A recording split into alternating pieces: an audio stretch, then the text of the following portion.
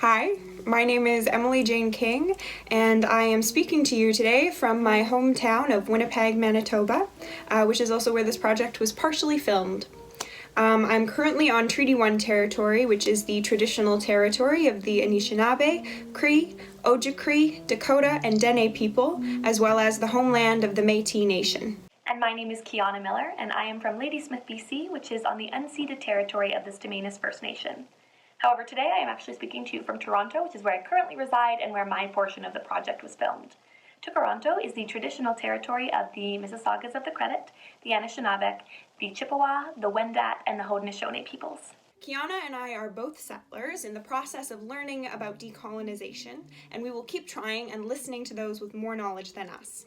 For now, we know based on statistics coming out of the US that those in minority communities have been disproportionately affected by this pandemic.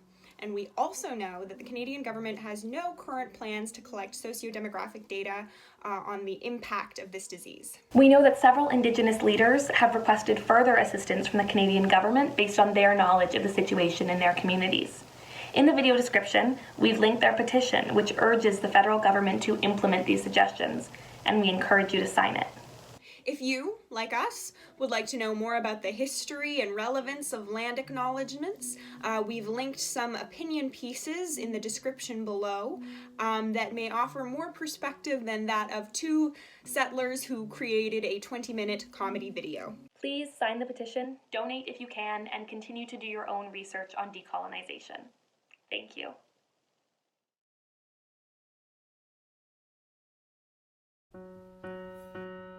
Imagine a show that astounds and appeals to masses of people and also is real. That we for sure wrote and created for you, with heart, soul, depth, and high production value.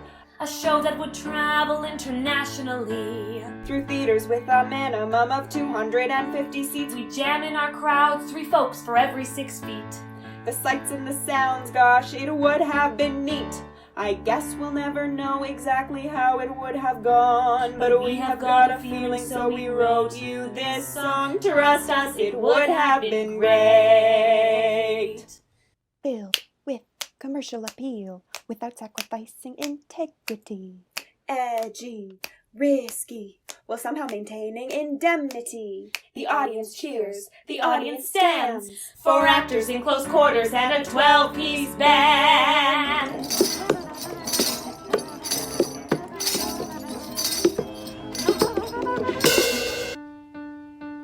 With show-stopping music and a set that's ornate, there's no way to prove it, but trust us, it would have been. The line to get tickets would be well worth the wait. We wish we could finish, but trust us, it would have been. This is a show we were going to make. It's real, we wrote it, just Trust us, it would have been great.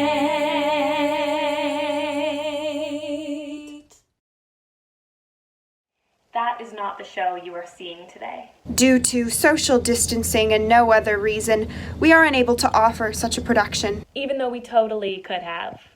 Instead of our polished, cohesive, and thought-provoking original show, we offer you a sampling of heavily revised moments from this original masterpiece. Plus cutting-edge creations inspired by our current collective circumstances. So sit back and enjoy. Thank you. Thank you. I think can we try that one again? Because there was like a weird lag between the thank you. Can we just, and then Okay, it's kind of fine on my end, but yeah, let's give it a, ready? Yep. Thank you. Hi, my name is Keauna Miller, and I am a theatre creator from Toronto, Canada. I grew up on beautiful Vancouver Island, and any of my friends will tell you that I love to be near the ocean. I've come to love Island to look for a genuine connection with someone who can keep up with my banter and get in a few playful digs of their own. Wait, I thought we were just gonna do like a twirl or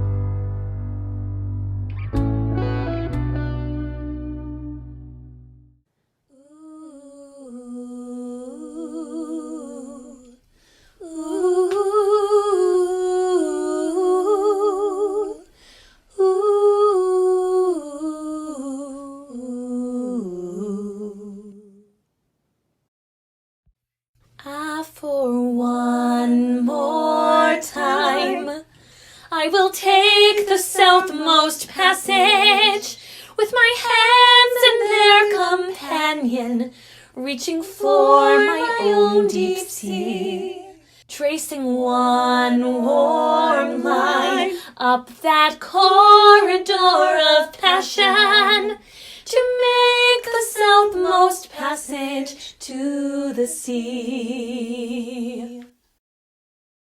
I spend these hours a-searching for distraction and escape, some vague sense of fulfillment with which I can fill my days.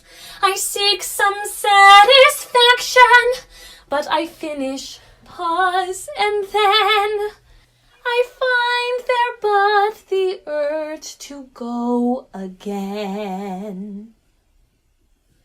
So for one more time, I will take the southmost passage with my hands and their companion, reaching for my own deep sea, tracing one warm line up that corridor of passion to make the southmost passage to the sea.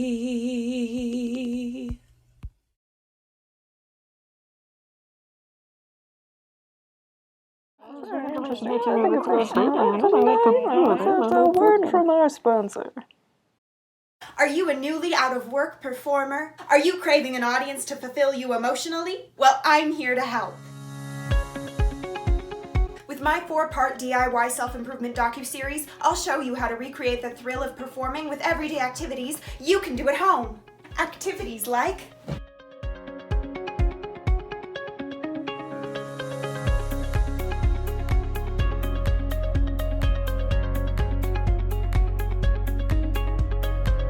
I have a lot of really exciting projects coming up next spring, and I'm really looking forward to it. Emily, we're trying to watch TV. And that little girl is the woman you see before you.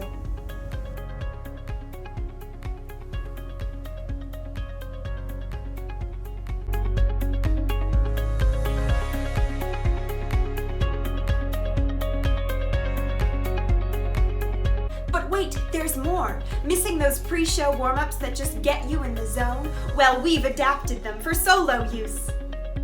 Zip.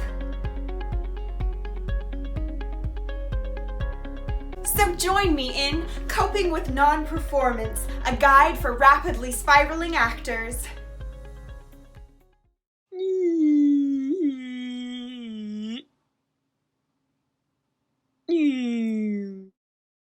Welcome everyone to Bienvenue tout le monde, your favorite travel vlog starring me, Keauna Miller.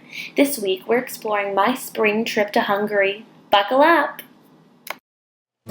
April 2020. As I stepped off the train in the capital and most populous city in Hungary, I knew adventure was awaiting me. I walked towards my hostel, taking in the cheerful faces of just a few of the city's 1,752,286 residents. I couldn't believe that life had led me here, to the 9th largest city in the European Union, to be the 1,752,287. I greeted my host with a warm hello. That's hello in Hungarian. I thought it best to learn some of the language, as only 31% of Budapesters speak English. I walked the short 10-minute distance, 7 minutes by car, to the most prolific site of the Hungarian capital, the neo-Gothic Parliament. It was there, at the tallest building in Hungary with its 268 meters length, that I saw her. She was the most beautiful woman I had ever seen. She was one of Budapest's many accredited tour guides, and as she released her group to admire the beauty of the Hungarian crown jewels on their own, I rushed to her side. She smiled at me, and my heart lit up like the Széchenyi chain bridge. As the words, "the next tour starts in 5 minutes," danced across her tongue, I knew I had to act fast. But I hesitated, suddenly. Common knowledge about LGBT rights in Hungary flashed across my brain. Budapest was the 2007 host for the Mr. Gay Europe pageant. Yet same-sex marriage was not yet legal. She was waiting for my answer, so I took the leap. Would you like to have a drink with me tonight? I was as nervous as 2007 Mr. Gay Europe finalist Jackson Netto in the moments before his victory was announced. She smiled again and said yes, before handing me her business card and heading back to her tour. Thus began my great Hungarian love affair. We were always trying to surprise each other. She said, "Please, let me woo you in nature. Let me take you on a tour of one of Budapest's many municipal parks and gardens operated by Budapest City Gardening Limited." Baby, this was no May-September romance, for Budapest boasts an unusually long summer, March to October. During this time, when daily sunshine totals are roughly equal to those seen in Venice, my Hungarian lover wrote me many poems. Roses are red. You are so pretty. Let's enjoy this climate, roughly the same as that of northern Italy.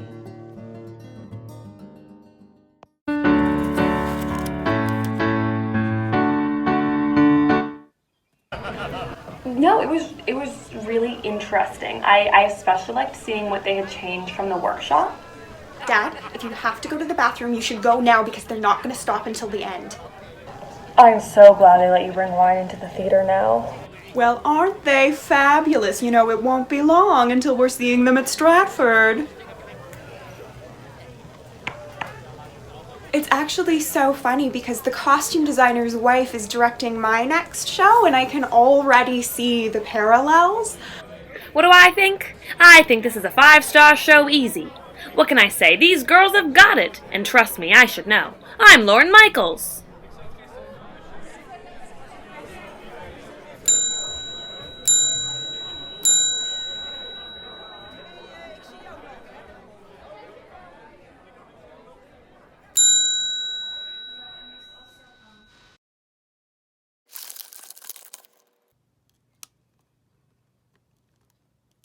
Instead of our original Act 2 opener, which included both aerial silks and dressage, we thought we'd let all you artistic directors out there in on one of our lesser-known talents. 4 years ago, Emily and I both memorized the entirety of the original Broadway cast recording for the musical Hamilton. So we've added rap to our list of special skills. And we wrote a little something special just for you.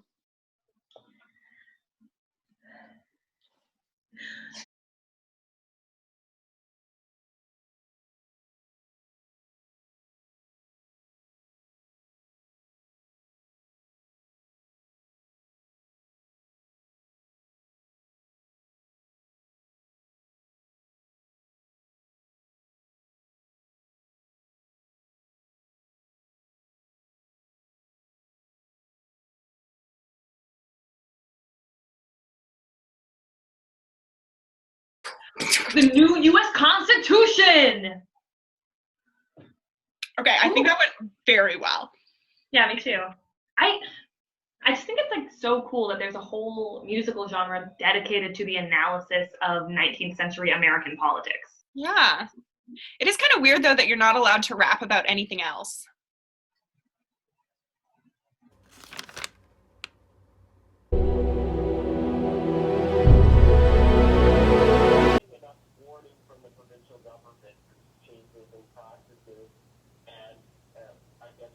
Oh my God.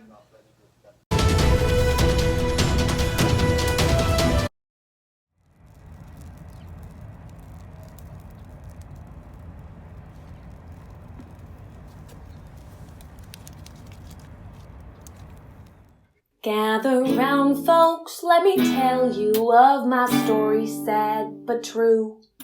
Of a roommate with no roommate that first roommate could do. Ours was not a love of lifetimes, it was not a love at all. But could you resist a lively tryst when it's only 2 doors down the hall? Why, that's nothing, let me tell you, of a dry spell lasting months. Just a couple almost hookups with no sex and too much tongue. When coming out the woodwork steps a gentleman so sweet.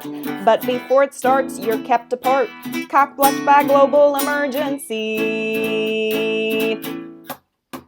Well, I got used to a kind of convenience. Now he's moved out and I'm alone and tense. Guess I'm just unlucky, send him packing to Kentucky. I broke up with him to sample from that Dayton World buffet. But I guess the only thing left on my isolated plate is serving up cold turkey, a withdrawal with me to blame. I'm stuck inside and I can't lie, vibrators are simply not the same. Well, that sounds rough, girl, but do you know the pain of time spent waiting just to wait again? Hear this song of my misfortune, least you had your chance at forking. I was closing in on romance, I was close enough to taste. I was through with feeling lonesome, then forced to self-isolate. You've heard patience is a virtue, take a number, take your time. But they couldn't shout my number out, 'cause I got my ass kicked out of line.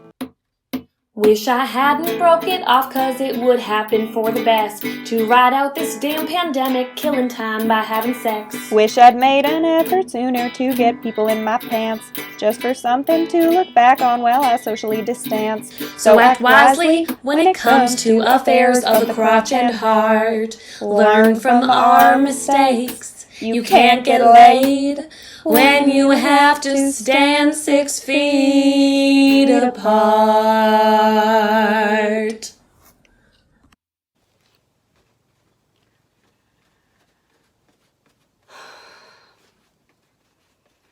What's next? Public service announcement. This is a message from concerned women everywhere. If you or someone you love works for the dating app Hinge, please listen carefully. My name is Keauna Miller, and I am one of tens of single queer women.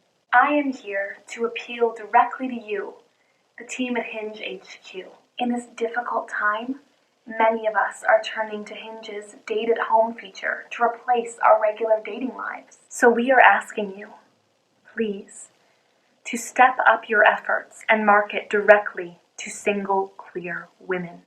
We suggest you use targeted advertising to appeal to those with any of the following items in their search history: cat puzzles, motorcycle licensing, bow ties for dogs, button-up shirts, DIY undercuts, organic toothpaste, and anything relating to the actress Kate McKinnon. Time is running out. There are only 7 women on Hinge in Toronto, and I've already dated 2 of them.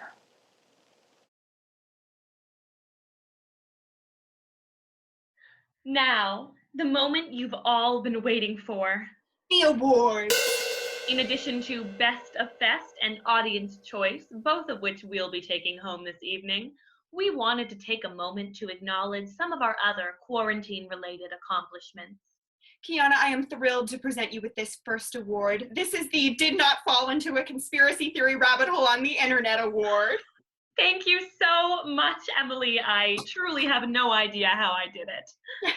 Our next award is for Emily. This is the Did Not Start Baking Sourdough Because You Would Have Been Bad at It award. Oh my God, thank you so much. I just, I would have been really bad at it. Okay, our next award is for Keauna Miller. Keauna, this is the Did Not Learn a TikTok Dance Out of Boredom award, which I know was really important to you. Thank you so much. I just feel like TikTok normalizes the sexualization of young girls. Our last award of the evening is our most prestigious. This is the Did Not Text My Ex Walter P. Cronkite Memorial Award. And I have the honor this evening to present this to Emily Jane King.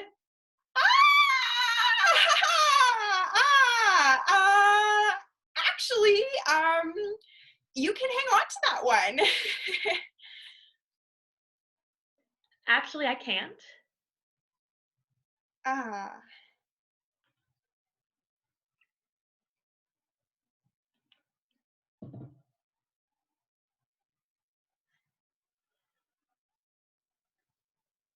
Should I just stop recording? Yeah, I think maybe that's for the best. Okay. What wild adventures we've had together. Here are some things that we did. We sang and danced our feelings out. We had a big sword fight. We did some acrobatics, then we both learned how to fly. We rode around on horseback and we jumped into a lake.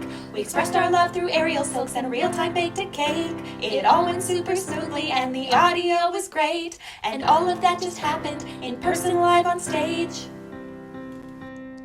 We've been through a lot together and even more apart. We touched each other's faces, then we touched each other's hearts. We learned a lot about ourselves, we traveled far and wide. And all that distance showed me that I belong at your side.